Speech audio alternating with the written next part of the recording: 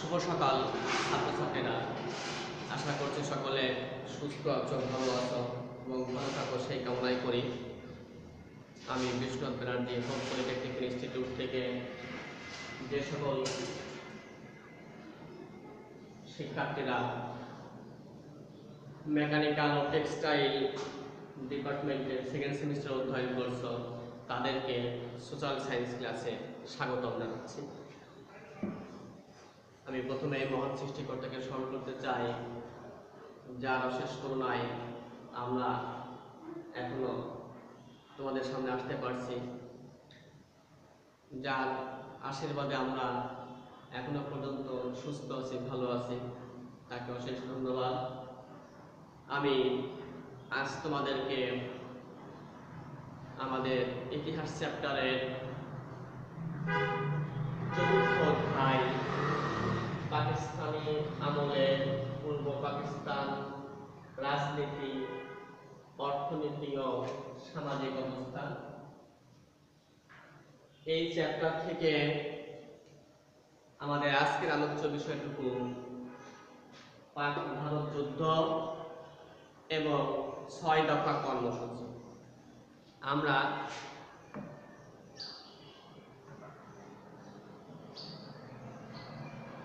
এই দুটি বিষয় এখন আলোচনা করব। তোমরা এর আগেও নিচের ক্লাসে এইসব বিষয়গুলো মোটামুটি কম বেশি পড়ে আসছো, তোমাদের কিছু ধারণা আছে। তারপরেও আমরা একটু বেশি আমাদের এখানে যে সিলেবাস আছে সেই সিলেবাসটুকু নিয়ে আমরা এখানে আলোচনা করব। এখানে একটু বেশি জানতে পারবে। তোমরা তোমাদের পাঠ্য বইয়ের 4.3.7 এখানে পাবে পাক ভারত যুদ্ধ। 1965 সালের 6 আগস্ট কাশ্মীরকে কেন্দ্র করে পাকিস্তান ও ভারতের মধ্যে এক যুদ্ধ শুরু হয়। ব্রিটিশ শাসনের অবসানের পর দেশীয় রাজ্য কাশ্মীরকে দখল করার জন্য ভারত ও পাকিস্তান উভয়েই অনেকবার প্রচেষ্টা চালায়। 1948 সালে পাকিস্তান কাশ্মীরের একাংশ দখল করে এবং ভারত কাশ্মীরের বড় অংশ তাদের নিয়ন্ত্রণে রাখে। জাতিসংঘ গণভোটের মাধ্যমে কাশ্মীরের আত্মনিয়ন্ত্রণের অধিকারের দাবি স্বীকার করে নেয়, কিন্তু ভারত ও সিদ্ধান্ত অগ্রাহ্য করে এবং কাশ্মীরকে ভারতের অংশ হিসেবে দাবি করে।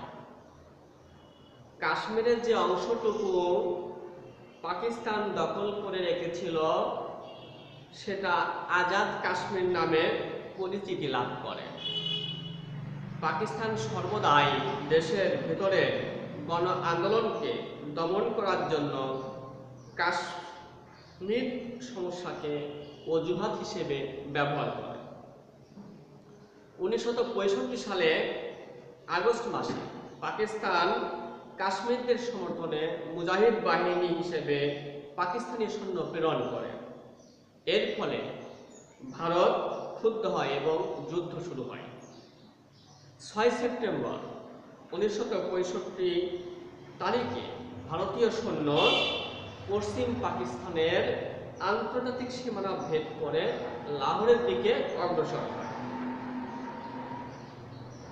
17 দিন ধরে যুদ্ধ চলার পর জাতিসংঘের নির্দেশে যুদ্ধবিরতি ঘটে। পরে সোভিয়েত ইউনিয়নের মধ্যস্থতায় তাশখন্দে 10 জানুয়ারি 1966 তারিখে এক শান্তি চুক্তি স্বাক্ষরিত হয়।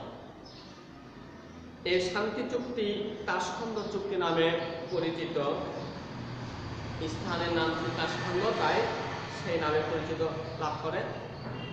1965 সালে ভারত ও পাকিস্তান যুদ্ধ পূর্ব ও পশ্চিম পাকিস্তানের রাজনীতিকে গভীরভাবে প্রভাবিত করে। যুদ্ধ চলাকালে পূর্ব পাকিস্তানের সাধারণ জনগণ নিজেদের অরক্ষিত বলে মনে করে, কারণ প্রতিরক্ষা ব্যবস্থা সমস্ত আয়োজন পশ্চিম পাকিস্তানের কেন্দ্রীভূত ছিল। যুদ্ধের সময়ে পূর্ব পাকিস্তান পশ্চিম পাকিস্তান তথা কেন্দ্রীয় পাকিস্তান থেকে বিচ্ছিন্ন হয়ে পড়েছিল। ভারত ইচ্ছা করলে অতি সহজে এই পূর্ব পাকিস্তান দখল করে নিতে পারত। এটা অনেকেই ধারণা করত, কিন্তু ভারত তখন তা করেনি। যুদ্ধ অবশ্য পশ্চিম পাকিস্তান রণাঙ্গনে ঘটেছিল এবং ওই অঞ্চলেই ক্ষয়ক্ষতি বেশি হয়। তাশখান্দ চুক্তি পশ্চিম পাকিস্তানের জনগণ ভালোভাবে গ্রহণ করেনি। তারা এই চুক্তিকে পাকিস্তানের পরাজয় হিসেবে গণ্য করে। ফলে পশ্চিম পাকিস্তানের আইয়ুব খানের জনপ্রিয়তা বেশ কিছুটা হ্রাস পায়। এদিকে যুদ্ধের ক্ষয়ক্ষতি পূরণের জন্য পূর্ব পাকিস্তানের সম্পদ ও অর্থ পশ্চিম পাকিস্তানে পাচার হতে থাকে বলে প্রচার হয়। এছাড়াও পূর্ব পাকিস্তানের জন্য কেন্দ্রীয় বাজেট হ্রাস করা হয়। এসব কারণে পূর্ব পাকিস্তানের জনগণ দারুণভাবে অসন্তুষ্ট হয়ে ওঠে। এরূপ পরিস্থিতি যখন অব্যাহত থাকে, তখন 1966 সালের ফেব্রুয়ারি মাসে বিরোধী দলীয় নেতৃবৃন্দের নিয়ে লাহোরে এক নিখিল পাকিস্তান জাতীয় সম্মেলন অনুষ্ঠিত হয়। এই সম্মেলনের প্রধান আলোচ্য বিষয় ছিল পাকিস্তানে গণতন্ত্র প্রতিষ্ঠা করা। কিন্তু এই সম্মেলনে শেখ মুজিবুর রহমান পূর্ব পাকিস্তানের জনগণের পক্ষ থেকে 6 দফা দাবি উপস্থাপন করলে সম্মেলনে উপস্থিত সকল পশ্চিম পাকিস্তানের নেতৃবৃন্দ সরাসরি তা প্রত্যাখ্যান করে দেয়। এই 6 দফা কর্মসূচি তারা গ্রহণ করতে পারেনি। তারপর 1965 সালে পাক ভারত যুদ্ধ এবং বিশেষ করে তৎপরবর্তী তাশখান্দ ঘোষণাপত্র কেবল তৎকালীন পূর্ব পাকিস্তানে নয়, পশ্চিম পাকিস্তানেও জনমতের উপর বিরূপ প্রতিক্রিয়া সৃষ্টি করে। এ জনমতের প্রতি শ্রদ্ধা রেখে পশ্চিম পাকিস্তানের বিরোধী দলীয় রাজনীতিবিদগণ এ বিষয়ে আলোচনার জন্য 1966 সালে 5 ও 6 ফেব্রুয়ারি নিখিল পাকিস্তান জাতীয় কনফারেন্স আহ্বান করেন। সম্মেলনে প্রায় 700 প্রতিনিধি অংশগ্রহণ করেন। তবে এতে পূর্ব পাকিস্তানের প্রতিনিধির সংখ্যা ছিল মাত্র 21 জন। তারা আওয়ামী লীগ সাধারণ সম্পাদক শেখ মুজিবুর রহমানের নেতৃত্বে সম্মেলনে অংশগ্রহণ করেন। এই সম্মেলনে শেখ মুজিব পূর্ব পাকিস্তানের স্বায়ত্তশাসন সহ রাজনৈতিক, অর্থনৈতিক ও প্রতিরক্ষার দাবি সম্বলিত একটি 6 দফা দাবি উপস্থাপন করেন। কিন্তু পশ্চিম পাকিস্তানি রাজনীতিবিদদের বিরোধিতায় তিনি ব্যর্থ হন। অবশেষে লাহোরে আহত এক সংবাদ সম্মেলনে আনুষ্ঠানিকভাবে তার এই কর্মসূচি প্রকাশ করেন। 6 দফা ভিত্তিক এই কর্মসূচি ইতিহাসে ঐতিহাসিক 6 দফা নামে পরিচিত। 1966 সালের 21 ফেব্রুয়ারি আওয়ামী লীগ ওয়ার্কিং কমিটি এবং 19 মার্চ অধিবেশনে 6 দফা কর্মসূচি অনুমোদন লাভ করে। এই 6 দফা সমূহ হলো, এই 6 দফা ছিল বাঙালি অধিকার সনদ, যার মধ্যে বাঙালিদের জীবনের দাবি নিহিত ছিল। তার প্রথম দফা, ঐতিহাসিক লাহোর প্রস্তাবের ভিত্তিতে শাসনতন্ত্র রচনা করে পাকিস্তানকে সত্যিকার যুক্তরাষ্ট্রে পরিণত করতে হবে। এর যুক্তরাষ্ট্রের সরকার হবে পার্লামেন্টারি, অর্থাৎ সংসদীয় পদ্ধতি। সার্বজনীন ভোটাধিকারের ভিত্তিতে সকল প্রাপ্তবয়স্কদের ভোটে গঠিত কেন্দ্রীয় ও প্রাদেশিক আইনসভাগুলো হবে সার্বভৌম। দ্বিতীয় দফা, যুক্তরাষ্ট্র সরকারের হাতে থাকবে শুধু দেশ রক্ষা ও পররাষ্ট্র বিষয়টি, অবশিষ্ট সকল বিষয়ের ওপর অঙ্গরাজ্যগুলোর পূর্ণ ক্ষমতা থাকবে। তৃতীয় দফা, এই দফায় দেশের মুদ্রা ব্যবস্থা সম্পর্কে দুটি বিকল্প প্রস্তাব করা হয়। এক, দেশের দু অঞ্চলের জন্য পৃথক অথচ সহজে বিনিময়যোগ্য মুদ্রা চালু থাকবে। এই ব্যবস্থায় দেশের দু অঞ্চলের জন্য স্বতন্ত্র স্টেট ব্যাংক থাকবে এবং মুদ্রা পরিচালনার ক্ষমতা থাকবে আঞ্চলিক সরকারের হাতে। নাম্বার 2, দেশের দু অঞ্চলের জন্য একই মুদ্রা থাকবে, তবে শাসনতন্ত্রে এমন ব্যবস্থা রাখতে হবে যাতে এক অঞ্চলের মুদ্রা ও মূলধন অন্য অঞ্চলে পাচার হতে না পারে। এই ব্যবস্থায় ফেডারেল ব্যাংকের পরিচালনাধীনে দুই অঞ্চলের দুইটি রিজার্ভ ব্যাংক থাকবে।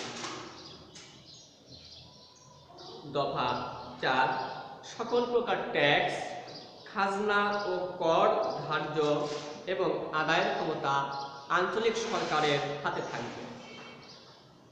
কেন্দ্রীয় সরকারের ব্যয় নির্বাহের জন্য আঞ্চলিক সরকারের আদায়কৃত রাজস্বের একটি অংশ, নির্দিষ্ট অংশ আপনা আপনি ফেডারেল তহবিলে জমা হবে। শাসনতন্ত্রে এ মর্মে রিজার্ভ ব্যাংক সমূহের ওপর বিধান থাকতে হবে। পঞ্চম দফা, বৈদেশিক মুদ্রার উপর অঙ্গরাজ্যগুলোর পূর্ণ নিয়ন্ত্রণ থাকবে। বৈদেশিক বাণিজ্য ও বৈদেশিক সাহায্য সম্পর্কে অঙ্গরাজ্যের সরকারগুলো আলাপ আলোচনা ও চুক্তি করতে পারবে। অঙ্গরাজ্যগুলো যুক্ত হয়ে যুক্তরাষ্ট্রের জন্য প্রয়োজনীয় বৈদেশিক মুদ্রার চাহিদা মেটাবে। নাম্বার 6, শেষ দফা যেটি, আঞ্চলিক সংহতি ও জাতীয় নিরাপত্তা রক্ষার কার্যকর ব্যবস্থা হিসেবে অঙ্গরাজ্যগুলোর স্বীয় কর্তৃত্বাধীনে আধা সামরিক অর্থাৎ প্যারামিলিশিয়া বা আঞ্চলিক সেনাবাহিনী গঠন ও পরিচালনার ক্ষমতা দিতে হবে। 6 দফার মূল কথা ছিল পূর্ব পাকিস্তান শুধু একটি প্রদেশ নয়, বরং এটি স্বতন্ত্র অঞ্চল। সকল প্রকার শোষণ ও বঞ্চনার অবসান ঘটিয়ে 1940 সালে লাহোর প্রস্তাবের সঠিক বাস্তবায়ন করাই ছিল এর উদ্দেশ্য। সর্বোপরি এই 6 দফা বাঙালিদের অধিকার সনদ নামে পরিচিত।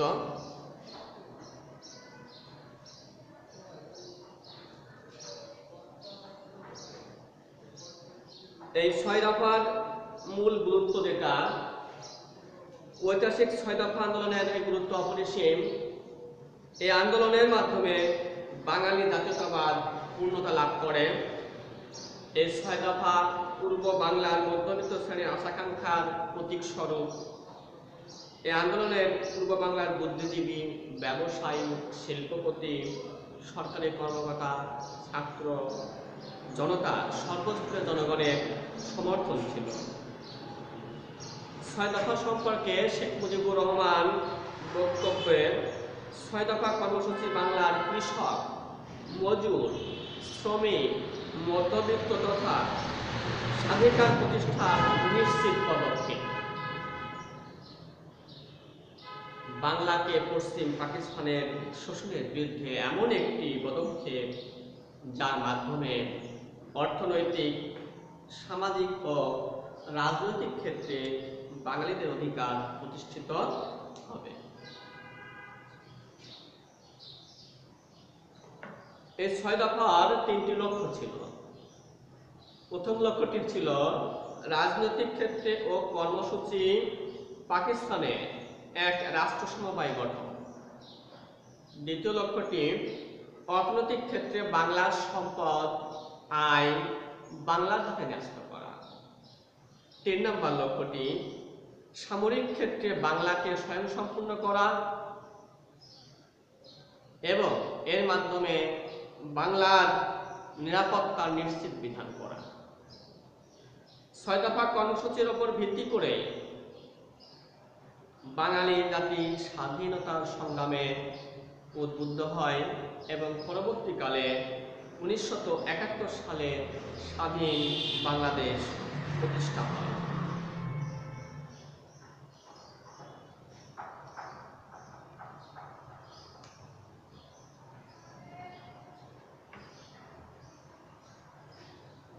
পাকিস্তানের শাসক ও শোষক গোষ্ঠীর কায়েমি স্বার্থকে বানচাল করার এবং পূর্ব পাকিস্তানের সাধারণ মানুষের রাজনৈতিক ও অর্থনৈতিক অধিকার প্রতিষ্ঠা করার দাবি ছিল এই 6 দফা কর্মসূচি।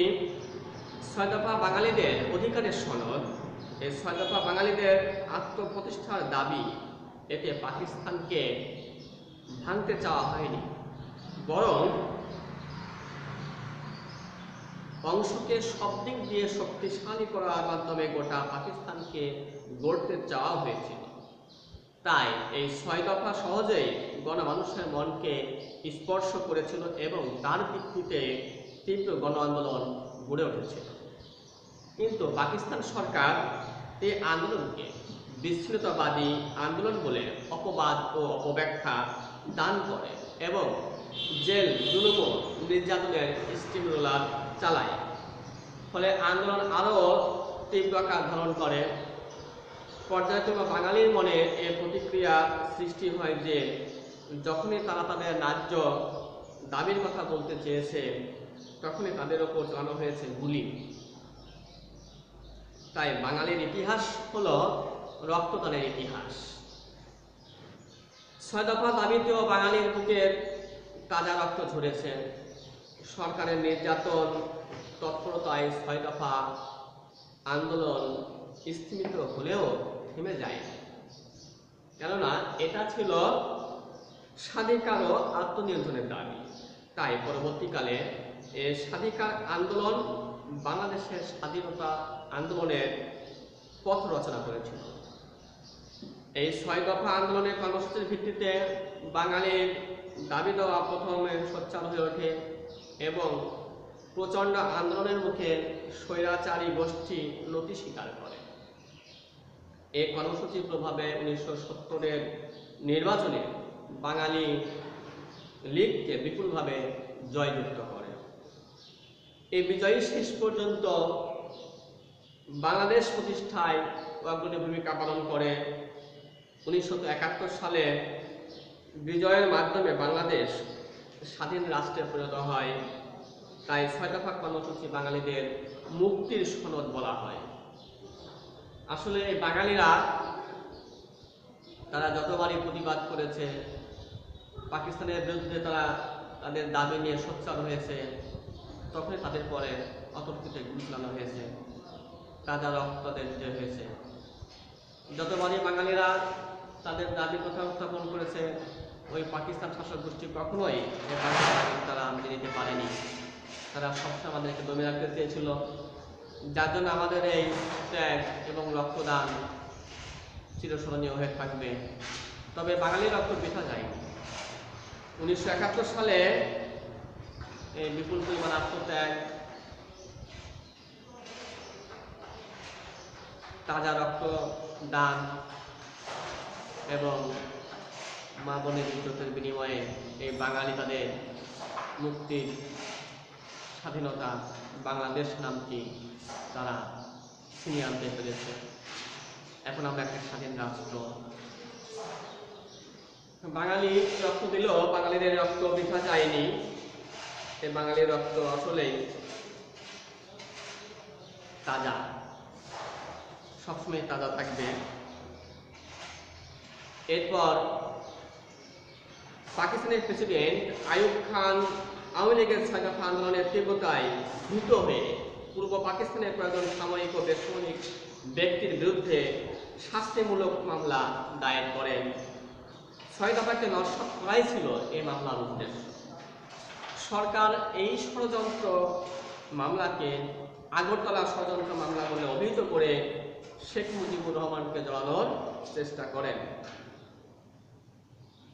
অতঃপর স্বৈরাচারী আইয়ুব সরকার 16 জুন ইত্তেফাক পত্রিকায় নিষিদ্ধ ঘোষণা করে এর সম্পাদক তোফাজ্জল হোসেনকে বন্দী করে নিয়ে যায়। যাই হোক, এই বাঙালিকে যতবারই তারা দমন করতে চেয়েছে, বাঙালি কিন্তু থেমে থাকেনি। বাঙালি থামবার নয়, বাঙালি প্রতি ছিল অতিরঞ্জ। আমাদেরকে কিন্তু এই বিষয়টি খেয়াল রাখতে হবে। অন্যায় কাজ কখনো নতি স্বীকার করা যাবে না। যাক শিক্ষার্থীরা, তোমরা এই 6 দফা কর্মসূচি খুব ভালো করে পড়বে, মুখস্থ করার চেষ্টা করবে। কোথাও কোনো সমস্যা হলে আমাদেরকে ফোন দিও। আমি চ্যাপ্টারটি শেষ করে তোমাদের চ্যাপ্টার থেকে একটা সাজেশন দিয়ে দিব। ধন্যবাদ সকলকে। আজকের পাঠে তোমার সাথে থাকার জন্য।